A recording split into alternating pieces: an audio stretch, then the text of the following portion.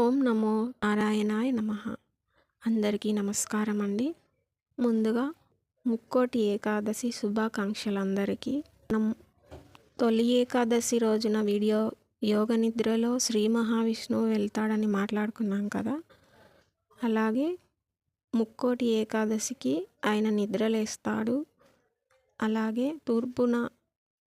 మనం తూర్పు వాకిలి నుంచి ఆయనను దర్శనం చేసుకొని ఉత్తరం వైపు ఉన్న వాకిలి నుంచి బయటికి వస్తే అలా మనం రావడానికి ముక్తి వస్తుంది అన్నట్లుగా స్వర్గద్వారం వైపు వెళ్తున్నట్లుగా ఇలా చెప్తారనమాట మనకి గురువులు పెద్దలు. అయితే మనం ఈ ముక్కోటి ఏకాదశికి తొలి ఏకాదశి రోజున చెప్పిన వీడియో యోగ నిద్రలో శ్రీ మహావిష్ణువు వీడియోలో చెప్పుకున్నది. మనం యోగము అంటే కలయిక, అంటే యోగ నిద్ర అనే దానికి అర్థం చెప్పుకున్నాం కదా. యోగము అంటే హృదయ స్థానంలో ఆ దైవంతో కలయికగా ఉండి కలిసిపోతే అదే శ్రీ మహావిష్ణువు అని చెప్పుకున్నాం కదా. అలా మనం నిత్య వ్యవహారాలలో మనం ఏ పని చేసినా అందులో ఉండి లేనట్టుగా అంటనట్టుగా ఉండి దాన్ని ప్రాక్టీస్ చేసి మనం ఇలా ముక్కోటి ఏకాదశి రోజున వరకు ఎంతవరకు మనం చేయగలిగాము ఆ ప్రాక్టీస్ అనేది మనకి పరిశీలన చేసుకుంటే ఇవాల్టి రోజున మనకి బాధ కలిగే విషయాలు ఏవైనా మనం పని చేస్తూ ఉంటే ఇంత పని చేశాను, ఇంత పని చేయలేకపోయాను, ఇలా ఏవైనా మన మనసు పెట్టే బాధకి మనం ఆ దైవంతో కలవనివ్వకుండా చేసే విధంగా ఉంటుంది మన మనసు చేసే పని వల్ల. అందుకని ఈ హృదయంలో ఆ మనసు నిర్మలం చేసుకోవడానికే ప్రాక్టీస్ చేసి ఇలా ఆ మనసుకు అర్థమయ్యేలాగా మనం చెప్పుకుని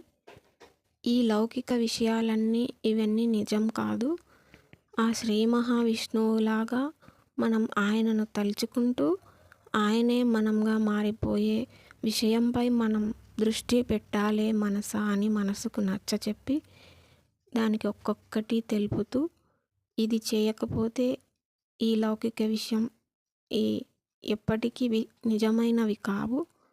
ఇలా చిన్న చిన్న సంతోషాలకు మనం లొంగిపోతే ఆ శ్రీ మహావిష్ణువు పొందే ఆ యోగ నిద్ర ఏమిటో ఎప్పటికీ తెలియదు. అందుకని మనం అటువైపు కాకుండా ఈ ముక్కోటి ఏకాదశి ఏమిటి, ఇలా ఈ యోగ నిద్ర ఏమిటి అనే దానిపైన దృష్టి పెట్టి ఆ యోగ నిద్రకు మనం అందుకుంటే ఆ మహావిష్ణువులాగా మనం మారిపోతే హాయే కదా. మనం మామూలుగా లౌకిక విషయంలో మామూలుగా అనుకుంటాం కదా, ఇతరులు కాస్త డబ్బు సంపాదిస్తే నేను కూడా అంతో ఇంతో చేసి నాకు కావాల్సినంత నేను కూడా సంపాదించుకుంటాను అనే మామూలు విషయాలు పోటీ పెట్టుకుంటూ ఉంటామన్నమాట.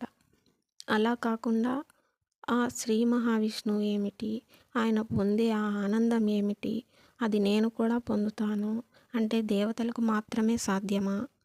ఇది అలా కాదు, ఇది ఏదో ఉంటుంది, అది తెలపడానికే ఈ పండుగలు అనే దృష్టి మనం మరలించుకోగలిగితే మన మనసుని, మనకు ఆ యోగ నిద్ర ఆ శ్రీ మహావిష్ణువు మనకు అనుగ్రహించే ఆశీర్వాదం ఈ ముక్కోటి ఏకాదశి నుంచి మరలా ముక్కోటి ఏకాదశి వరకైనా సరే ప్రాక్టీస్ చేసి బాగా సాధన చేసి దాన్ని ఏ ఒక్క క్షణం దాన్ని మనం పట్టుకోగలిగితే హృదయస్థానంలో ఆ యోగ నిద్ర అంటే ఆ ప్రశాంతత, ఆ మనసు పడే ఉరుకులు పరుగులు ఇలాంటివన్నీ మనం పడకుండా అర్థం చేసుకుని మనం ముక్కోటి ఏకాదశికి ఆ విషయం ఏమిటి దాన్ని విచారణ చేసి ధన్యులు కావాలని నేను కోరుకుంటున్నాను.